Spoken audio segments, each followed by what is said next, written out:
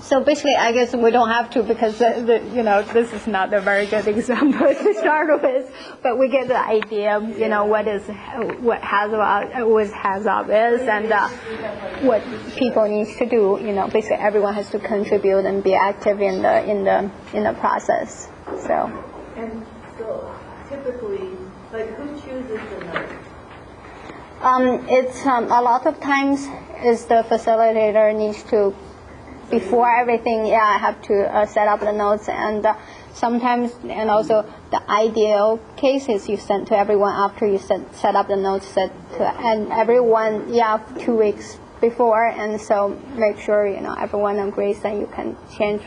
A lot of times we go in there without even final drawing, so there's a lot of flexibility in there. So are we talking about thousands of notes? No, it's probably.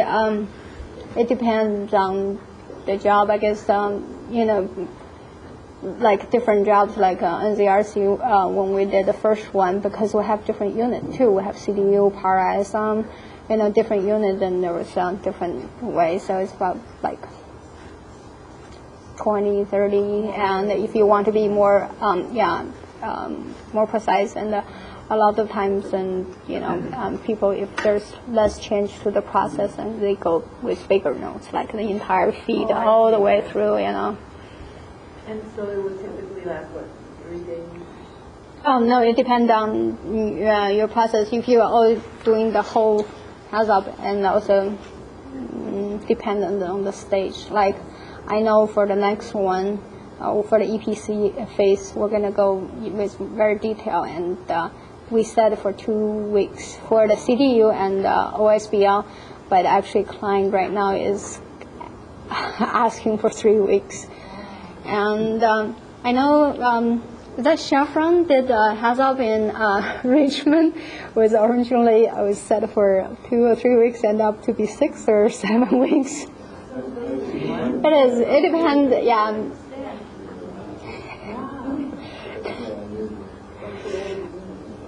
So it is depend on the stage, because once you get to EPC close to the construction and do the actual things, and people get really, really serious. You'll be surprised how serious clients are, and there's such a restrict safety requirements now. Like I know for NZRC, the board decided, okay, for the entire area and for the entire EPC period until finished construction in 2009, and they only allow 1 medical visit to the doctor. So that's out of 600,000 man-hour. You only allow 1, so they're going back and trying to renegotiate and see if they can allow a little bit more. So that's. Basically, that's for the construction period, and it's the same thing with us. Every company and every plant wants to have a very good record. It's good for everything, not only for the profit, it's for the insurance issue, for the publicity, for their company image. It's we all have very high safety requirements. So then we want to design a very safe process. So you come up with the HAZOP, and then you go on to that tree, the FTE? No, that's a different way of doing.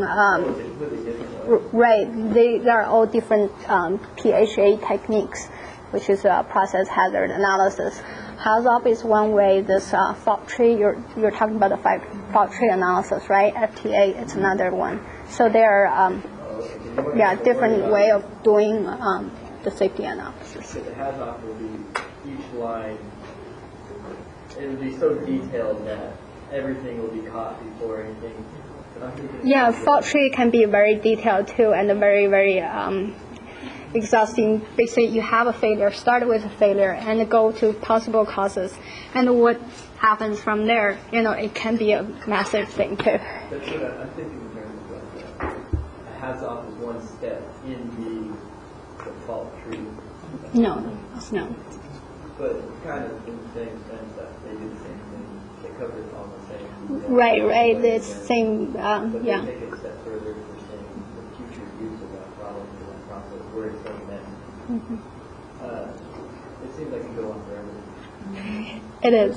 That's why I said time-consuming, tedious, and boring, and all that stuff. But the boring side, it depends. If everyone is very actively involved and they understand the seriousness of the safety issue, actually, it's not. Then people request you have to go in more detail. Let's do it and make sure it's right. Like what they said, the client requests to be longer. It is. Like a cap tank. Kind of an easy obvious. So I guess we have. I guess the So the responsibility, you put the name of the person? a lot of times no, like you just put the responsibility is supposed to be the engineering company, or the person should do it, or it's supposed to be the client. They need to check out some things and prove something, Right now it's all open because we identified once you develop the tracking log and I can see if the action items is incorporated or you don't agree with the action item, you have other ways to mitigate the problem, then it's resolved the problem in other ways. You can close it and see there's no longer unacceptable hazard. So this is like an iterative process. Like after you do this, you assign action items, then you got to come back and meet again. Yeah, revisit. Do you go through the severity, the residual? That part is not, because once you're done with this, you shoot a report like this. After you put more information in, make it more complete, and people can refer to, and all the team members to review, make sure everything is captured in there, and you issue the report. And when you revisit, it's the either because people decide we didn't do a complete one, we need to revisit, or because if you have a change, you need to revisit, or the requirements that every 5 years you need to. Yep. And so I guess we all had a feeling about what has about. So let's. I think. How can I go to the last page? There should be see the little, in the lower left-hand corner, there's like 4 squares. This one? Yeah, and then go to the Last one. Thank you for helping out. So basically,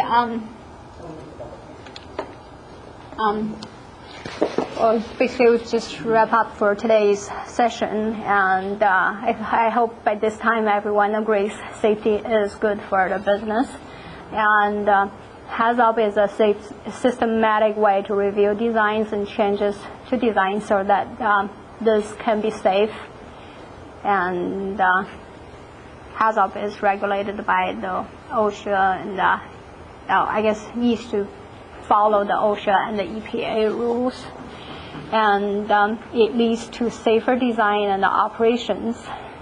And HAZOP raises general awareness among involved parties. I guess I don't know if everyone involved today can agree with that. And another thing is, remember Worley Parsons' safety slogan is zero harm. It's not only in our workplace and in our company. It's also we want to design a safe process and make sure our client can have a safe workplace as well. So that's all for today. And any questions?